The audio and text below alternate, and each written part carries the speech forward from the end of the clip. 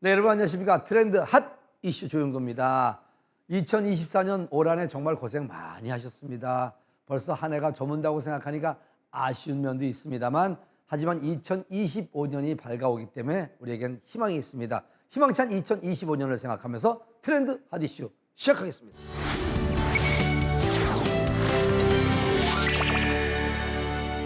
요즘 난임으로 어려움을 겪는 분들이 꽤나 많다고 합니다. 하지만 난임은 임신이 불가능한 것이 아니라 난임의 원인을 찾아 치료를 받는 등의 방법을 찾으면 기쁜 소식을 가져올 수 있다고 합니다. 오늘은 난임의 원인과 함께 치료 방법 등에 대해서 알아보는 시간을 마련해 봤습니다. 자세한 내용 화면을 통해서 확인해 보시기 바랍니다. 임신 가능성을 높여주는 난임 시술.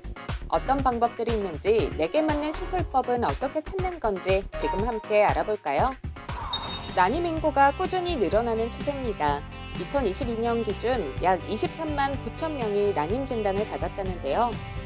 이처럼 난임이 많아지고 있는 원인은 무엇일까요?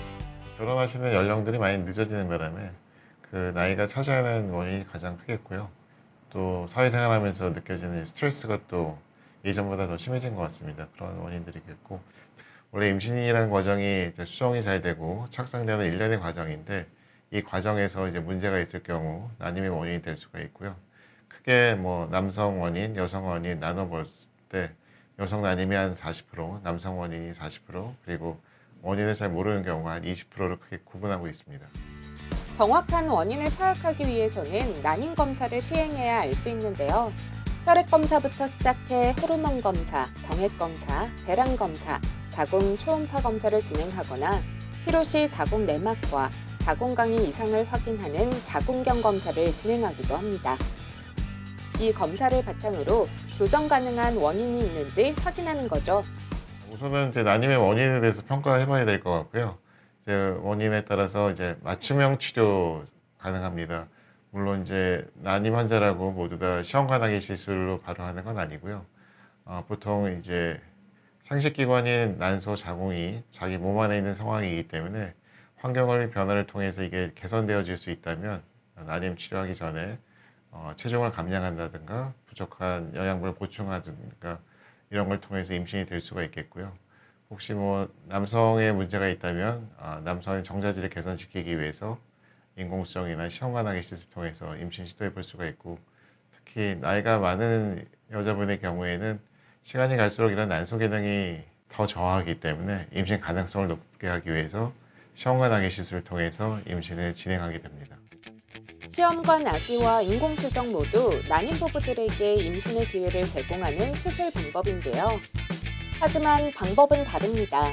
인공수정은 정자를 여성의 자궁 내에 인위적으로 주입하는 기술로 자연임신처럼 체내 수정을 하는 방법이고요.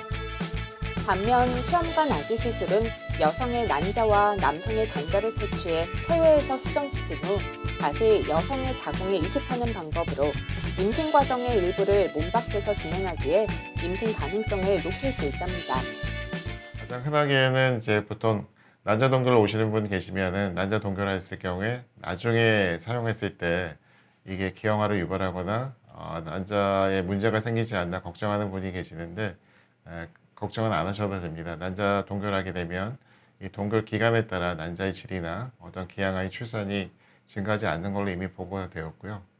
그리고 시험관하기 시술하게 되면서 이제 과배란 유도 과정이 있습니다. 이제 주사를 써서 난포를 키우는 과정이 있는데, 이런 시술로 말미암아 본인이 갖고 있는 난소 기능이 조기에 소실되지 않은지 걱정하시는 분이 있는데, 이 과정은 도태되는 이제 난자를 이제 끌어올리는 과정이기 때문에 본인이 갖고 있는 난자를 먼저 소진하거나 이런 과정이 아니기 때문에 그런 걱정은 하실 필요가 없습니다.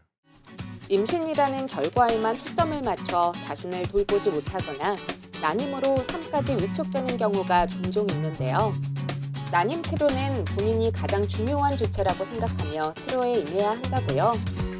그 예전에는 임신 자체에 굉장히 포커스를 많이 둔 것 같습니다. 임신율을 높이기 위해서 이식하는 배아 개수를 늘리거나 이러다 보니까 다태 임신에 대한 가능성도 더불어 증가되었는데, 최근에는 이제 임신한 산모의 건강도 굉장히 이제 중요시 생각하게 돼서 건강한 아이 하나를 출산을 목표로 하고 있고요. 그래서 배아를 선별하는 과정에 있어서 좋은 배아를 선별하기 위해 착상전 유전 진단 방법을 통해서 배아를 선별하다거나 아니면 이식하는 배아 개수를 줄임으로써 다태 임신 내지는 임신 기간 중에 따라올 수 있는 합병증의 빈도를 많이 줄이고 있습니다.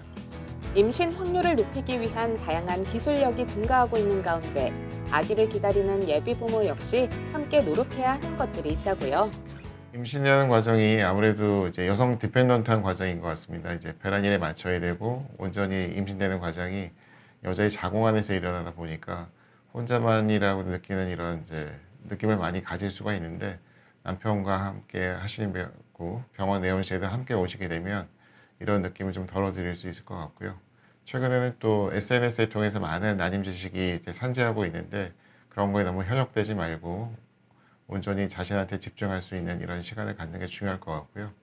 아무래도 스트레스가 있는 과정일 것 같은데 이 스트레스를 잘 풀 수 있는 좋은 방법을 찾아보는 것도 좋을 것 같습니다. 운동을 한다든가 뭐 책을 읽는다든가 아니면 산책을 한다든가 이를 통해서 이 과정에서 받을 수 있는 스트레스를 줄이는 게 좋은 방법이 될 것 같습니다.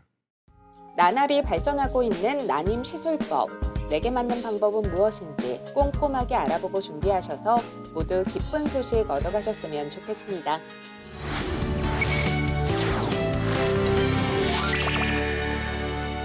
조용구와 함께한 트렌드 핫이슈 벌써 여러분들과 헤어질 시간 됐습니다. 오늘 정보 마음에 드셨는지요? 2025년에도 더 좋은 정보를 가지고 여러분들과 함께하는 트렌드 핫 이슈 되겠습니다. 올 한 해 정말 고생 많이 하셨습니다. 사랑합니다.